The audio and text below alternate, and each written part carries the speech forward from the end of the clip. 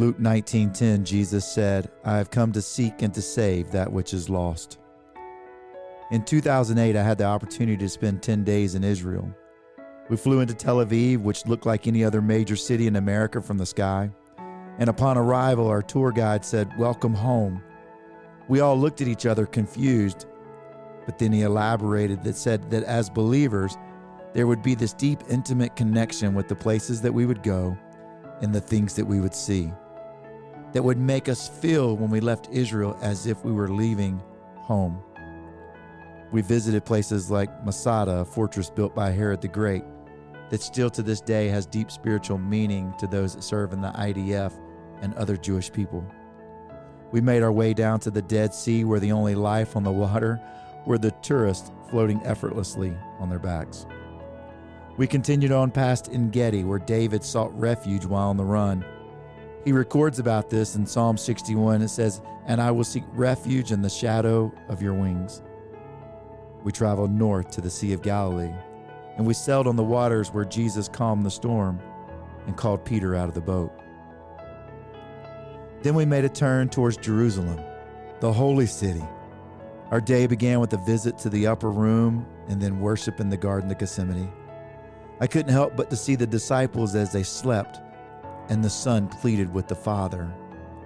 I can remember sitting in that garden amongst the olive trees, looking down at what we would consider weeds and seeing clover.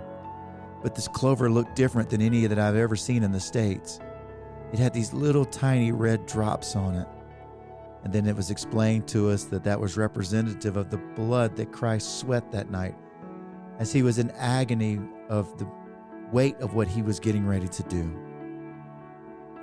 We ended our day tracing his steps on the Via Dolorosa, catching a glimpse of the crown, the nails, and the hammer. And we did this just as the sun was setting on Calvary. And you could picture Christ on the cross. The next morning, though, unlike 2,000 years ago, we got up with excitement and joy and a song in our heart. We made our way to the place, where they laid the king. And good news, church, the tomb then was just like it was over 2,000 years ago.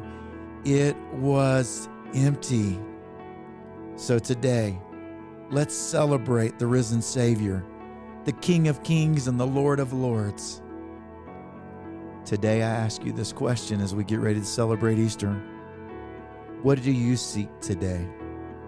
Do you seek an intimate relationship with Him or a comfortable life for you? I challenge you, today, worship the King. From all of us here at Proverbs 9:9 Podcast Ministry, have a blessed Easter.